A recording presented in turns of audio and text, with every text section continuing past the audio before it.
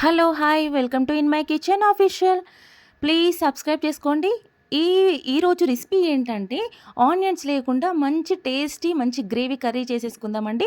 అది ఎలాగో చూసేద్దామా? దీనికి కావాల్సింది ములక్కాడలు తీసుకున్నాను. ఒక 6, 7 ములక్కాడలను లైట్‌గా పొట్టు తీసేసి వాటర్‌లో వేసి పెట్టేసుకున్నాననమాట. ఇప్పుడు స్టవ్ ఆన్ చేసేసుకొని ప్యాన్ తీసుకొని ప్యాన్ కొంచెం ప్రీ హీట్ అవ్వగానే నేను ఒక 3 టేబుల్ స్పూన్ ఆయిల్ వేసుకున్నాను. అలాగే దాంట్లోకి కొంచెం ఆవాలు, కొంచెం జీలకర్ర, అలాగే కొంచెం పసుపు వేసేసుకున్నానండి. ఇవి కొంచెం చిటపటలాడగానే నేను ఇక్కడ వచ్చేసేసి ఏంటంటే మీడియం ఫ్లేమ్‌లో గానీ, సిమ్‌లో గానీ పెట్టేసేసుకోండనమాట. ఇప్పుడు హాఫ్ టేబుల్ స్పూన్ అల్లం వెల్లుల్లి పేస్ట్ వేసుకున్నాననమాట. పేస్ట్ వేసేసుకున్న తర్వాత గరిటెతో అదంతా స్మాష్ చేస్తూ పచ్చి వాసన పోయే వరకు వేయించుకోవాలండి. యాక్చువల్లీ ఏంటంటే అల్లం వెల్లుల్లి పేస్ట్ హై ఫ్లేమ్‌లో పెట్టామనుకోండి, అదంతా మాడిపోయి టేస్ట్ అంతా చేంజ్ అయిపోతుంది. కంపల్సరీ జస్ట్ అలా పచ్చి వాసన పోతే సరిపోతుందనమాట.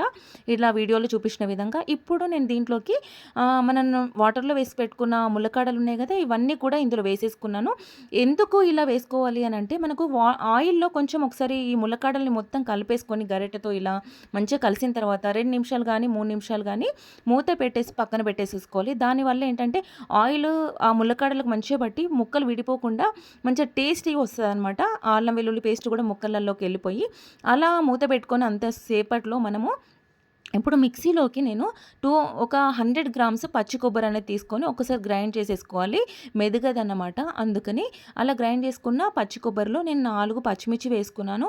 అలాగే మీడియం సైజు టమాటోలు ఒక 3 వేసుకున్నానండి. మీకు గ్రేవీ కొంచెం ఎక్కువ కావాలి అంటే ఒక టమాటో ఎక్స్ట్రా వేసేసుకోవచ్చు. నాకైతే ఇక్కడ 3 పడతాయన్నమాట. సరిపోతుంది నేను తీసుకున్న ములక్కాడ క్వాంటిటీకి. అలాగే దీంట్లో కొంచెం కొత్తిమీర వేసేసుకొని మెత్తగా పేస్ట్ చేసేసుకొని పక్కన పెట్టేసేసుకోవాలండి. ఇప్పుడు నేను స్టవ్ మీద పెట్టిన ములక్కాడల్ని మూత తీసి ఒకసారి చూశానండి. ఇప్పుడు చూడండి అసలు ఆయిల్ మొత్తం కొంచెం ములక్కాడలకు పెట్టి ఆయిల్‌లో కొంచెం ఫ్రై అయినట్టు మంచిగా మగ్గిపోయినట్టుగా ఉన్నాయండి. ఇప్పుడు దీంట్లోకి నేను ఒక 3 రెబ్బల కరివేపాకు అనేది వేసేసుకొని మరొక్కసారి గరిటెతో కలిపేసాననమాట. ఇలా కలిపిన తర్వాత ఇందాక మనం పేస్ట్ చేసిన మిశ్రమం ఉంది కదా అండి, ఆ మిశ్రమం మొత్తం కూడా ఇందులో వేసేసుకోవాలి. ఇలా వేసుకున్న తర్వాత గరిటెతో ఒకసారి మొత్తం కలిసే విధంగా కలిపేసేసుకొని ఒక 3-4 మినిట్స్ మనం మూత పెట్టేసేసుకొని అలా వదిలిపెట్టేసేయాలండి. ఎందుకంటే ఆహ్, ఇక్కడ మనం తీసుకునేది ఏంటంటే టమాటో గానీ, పచ్చి కొబ్బరి గానీ, పచ్చిమిర్చి గానీ అన్నీ పచ్చివి తీసుకున్నాం కాబట్టి కొంచెం మిశ్రమం మొత్తము పచ్చి వాసన అనేది పోవాలనమాట. అందుకనేసి నేను ఒక 3-4 మినిట్స్ అట్లా మూత పెట్టేసుకొని మీడియం ఫ్లేమ్‌లో పెట్టుకున్నాను. ఇప్పుడు మూత తీసిన తర్వాత హై ఫ్లేమ్‌లో పెట్టేసుకొని జస్ట్ ఒక 1 సెకండ్ అట్లా గరిటెతో ఒకసారి హై ఫ్లేమ్‌లో ఫ్రై అయ్యేటట్టుగా తిప్పేసుకోవాలి. అప్పుడు మనకి ఇంకేమన్నా పచ్చి వాసన ఏమన్నా ఉన్నా గానీ ఆ పేస్ట్‌లో పోతుందనమాట. ఇప్పుడు నేను దీంట్లోకొచ్చేసేసి ఒక పెద్ద గ్లాస్ నిండా, హాఫ్ గ్లాస్ నిండా వాటర్ తీసుకున్నాను. అంటే ఒక 300, 400 గ్రామ్స్ వాటర్ తీసుకున్నానండి. ఇక్కడ వచ్చేసేసి 1 ½ గ్లాస్ వాటర్ అనుకోండి ఇంకా. అలా తీసుకున్న తర్వాత మీకు కొంచెం గ్రేవీ పల్చగా కావాలి అనుకుంటే ఇంకొంచెం వాటర్ ఏసేసుకోవచ్చు. కానీ మనం ఎందుకు అనంటే ఇక్కడ ములక్కాడలో వాటర్‌లోకెళ్ళి తీసేసేసాం కాబట్టి అందులోకెళ్ళి వాటర్ వచ్చే ఛాన్సెస్ ఎక్కువ ఉంటాయి కాబట్టి ఈ వాటర్ సరిపోతుందండి. ఇప్పుడు నేను దీంట్లోకి హాఫ్ టేబుల్ స్పూన్ కారం ఏసుకున్నాను. అలాగే హాఫ్ టేబుల్ స్పూన్ సాల్ట్ కూడా వేసేసుకున్నాననమాట. ఇక్కడ నేను తీసుకున్న ములక్కాడలకి తగిన విధంగా ఉప్పు, కారం అనేది మేము ఇంట్లో తినే విధంగా వేసుకున్నాము.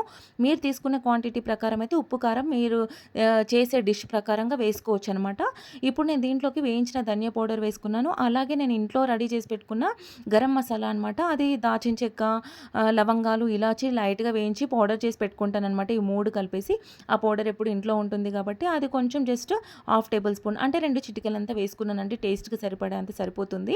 ఇలా వేసుకున్న తర్వాత ఒకసారి గరిటెతో కలిపేసుకున్నాననమాట. ఇప్పుడు చూసారా ఈ విధంగా గరిటెతో ఇలా కలిపిన తర్వాత ఇప్పుడు ఇంకొకటి ఏంటంటే దీంట్లోకి ములక్కాడలు అనేటివి తొందరగా ఉడికిపోవనమాట. మగ్గవు.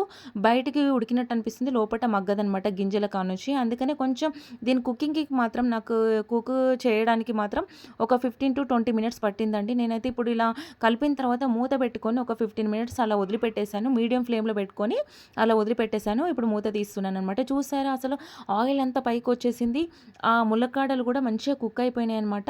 ఇప్పుడు ఇది రెడీ అయిపోయినట్టే. కాకపోతే ఏంటంటే నాకు ఆ ములక్కాడలో ఉన్న వాటర్ కూడా బయటకొచ్చేసి గ్రేవీ కొంచెం ఇంకొంచెం పల్చగా అనిపించిందండి. అందుకనే ఇప్పుడేంటంటే, మూత పెట్టకుండా గూడా నేను హై ఫ్లేమ్ మీద స్టవ్ పెట్టేసేసుకొని, అక్కడే పక్కనే ఉండి జస్ట్ ఒక 5 సెకండ్స్ అట్లా తిప్పుతూ అలా పెట్టేసేసాను. ఇప్పుడు చూడండి ఆయిల్ మొత్తం పైకొచ్చేసేసి ఆ 5 మినిట్స్‌లో హై ఫ్లేమ్ మీద పెట్టుకున్నాను కాబట్టి, ఇప్పుడు స్లో చేసేసుకున్నాను. ఆయిల్ అంతా పైకొచ్చేసింది. ఇప్పుడు గరిటెతో కలిపితే చూసారా? ఆ గ్రేవీ మాత్రం మటన్ కర్రీలాగా గ్రేవీ మాత్రం సూపరుంది. ఇందులో మాత్రం ఆనియన్స్ వేసుకోలేదు.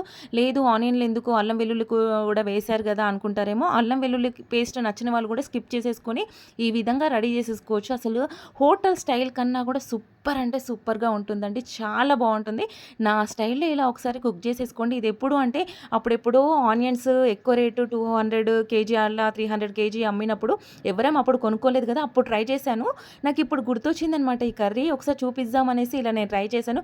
చాలా చాలా బావుంటుందండి. చపాతీలకు గానీ, రైస్‌లోకి గానీ పిల్లలు కూడా ఇష్టంగా తింటారు. ప్లీజ్ మీకు నచ్చిందనుకుంటున్నాను. అలాగే ప్లీజ్ సబ్స్క్రైబ్ చేసుకోండి ప్లీజ్.